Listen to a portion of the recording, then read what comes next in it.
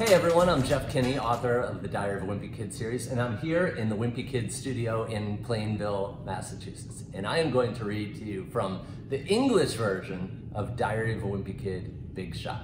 First of all, I need to put my glasses on. Okay, here we go. I've heard that athletes are born with special genes that make them good at sports. Well, whatever those genes are, I guess I was born without them. Mom's always saying that everyone who's part of a team has an important role to play. But when it comes to sports, it seems like my job is to make everyone else look good. And there's Greg getting a volleyball spiked on him. At this point in my life, I'm pretty sure I'm not going to grow up to become a professional athlete. So I'm officially announcing my retirement. Crazy thing is, I used to actually like sports, but that was back in preschool when sports was still fun. The first sport I ever played was soccer. I didn't know the rules, but neither did any of the other kids. So most of the time, it was just pure chaos on the field. And that was a fun drawing to draw.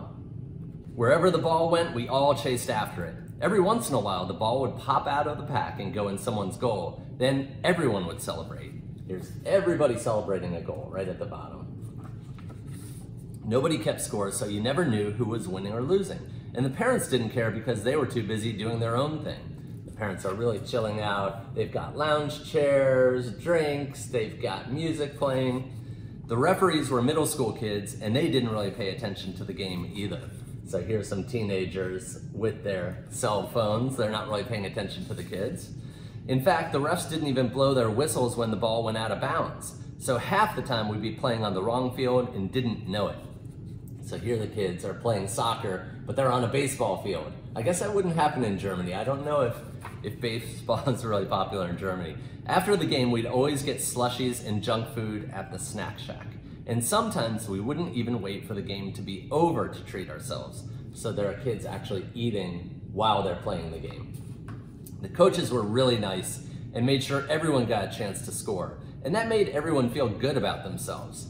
So here a coach is holding Greg up so that he can get a goal. Back then, I was sure I was going to grow up to be a professional soccer player. I even kept my rookie card in mint condition in case it turned out to be worth something one day. Here's Greg. That's actually the same card that Ronaldo had when he was a boy. But when we got to kindergarten, everything changed. The refs started using their whistles and they didn't let us do the kinds of things we got away with the year before. So here's Greg actually carrying the ball under his arm. That season, the refs blew their whistles almost every time I touched the ball. So when I was in the game, I'd stand in the corner of the field and pray the ball didn't roll to me. There's Greg literally standing in the corner of the field. It's not like I was getting a lot of playing time in kindergarten anyway. The coach only put in the kids who were good, and the rest of us sat on the bench. Mom told me the reason the coach wasn't playing me was because I was his secret weapon, and he was saving me for a big moment. Here's Mom telling Greg a little lie. But I didn't understand that Mom was just trying to make me feel better about myself. So whenever the coach did put me in the game, I'd go out there thinking I was hot stuff. So here's Greg. He got off the bench and he thinks he's about to do something great. Even the snack shack wasn't as fun that year. Some parents complained that they were selling too much junk food, so they replaced the slushies and other sugary treats with healthy options. Here are some moms, including Greg's mom, who has replaced all of the junky food with fruits and vegetables. But the slushie sales from the snack shack paid for the field upkeep. So that year, the parks department could only afford to mow the grass once every 3 weeks, which really slowed games down. Here are the kids playing in tall grass. After a bunch of kids got ticks from playing soccer in the long grass, they decided to end the season early, which was totally fine with me. Greg is having a tick removed from his rear end by his mother. I feel bad that I've never been good at sports because I think Dad was hoping I'd be a star athlete. Whenever he'd go to the library, he'd always come back with a stack of sports books. Here's Dad with a bunch of books. I'm sure there are kids who are into those types of stories, but that was never me. And here's a book called The Winner, and another one is A Kid Called Champ, and they're from kids who really do well at sports. If you go to the library, you'll find all sorts of books about kids who do amazing things and lead their teams to victory. But I never had any experiences like that, and I'll bet there are lots of kids out there just like me. So one of these days, somebody should write a book for the rest of us. It's not like I've got anything against sports. I like them just fine, as long as I'm not the one playing. In fact, this summer I watched the Olympics on TV pretty much nonstop. It was Mom's idea for us to watch the games as a family. She says that these days everyone's in our own little bubbles, and sports is one of the only things that can still bring people together. But I think a little togetherness goes a long way. Here's the family watching the Olympics. Mom says she loves the Olympics because they show what human beings are capable of at their best, but I like watching for the bloopers. Here's somebody snapping their pole on the pole vault. I'm just glad it's somebody else out there and not me, because I'm sure I'd be nervous if I knew there were millions of people watching from home. And when you mess up in the Olympics, you're supposed to act graceful about it. But if I just spent 4 years of my life training and then made some dumb mistake, I'm pretty sure I'd have trouble smiling for the cameras. Here's Greg actually cursing in front of the cameras. That's why I do one of those sports where you're part of a team, because then when you screw up, it's harder for people to tell. And he says, mind if I squeeze in with you fellas on the 4-man bobsled? In fact, if I was in the Olympics, I'd be in one of those events where a horse is involved, because then if something goes wrong, at least you'd have someone to blame. And Greg says, things were going great until Thunderbolt here screwed up. But now that I think about it, that's probably the reason why horses sometimes act out. So here's the horse kicking Greg.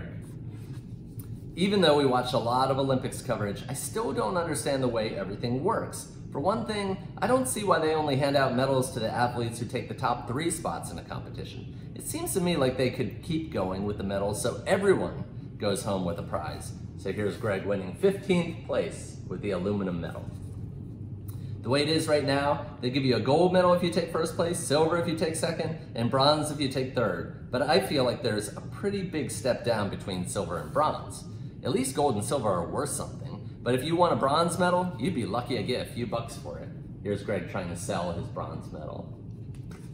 I figure the moment your medal is the most valuable is right after you win it. So if I got one, I'd try to take advantage of the TV audience and find a buyer. So here's Greg saying, this dazzling medal could be yours.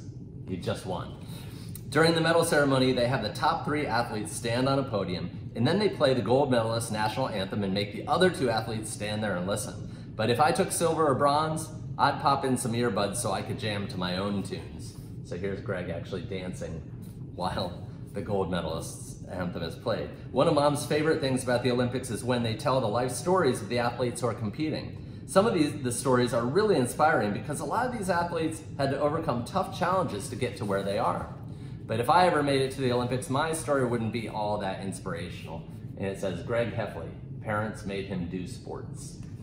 Mom keeps telling me that one day I could be an Olympian and I should start my Olympic journey now, but I'm pretty sure it's already too late for me. For most sports, you have to start playing really young if you want to be any good. So even if I got serious, I'm sure I'd be competing with kids who are half my age.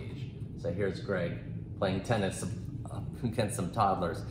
I've heard that in some countries they identify kids with potential super early, and then they send them off to these elite academies to train around the clock.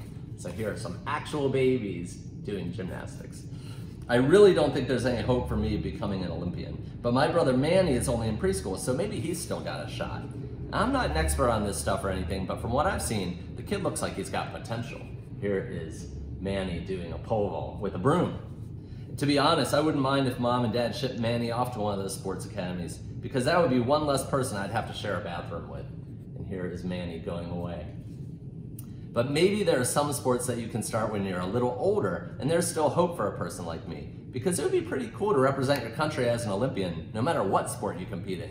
And here is Greg doing ribbons. And if I won a gold medal, you can bet I'd never take it off. Here's Greg at a funeral, wearing a gold medal. When you win a gold medal, you're set for life. And even when your Olympic career is over, you can still make a fortune doing appearances and signing stuff. Here's Greg doing signings, and he won't sign body parts.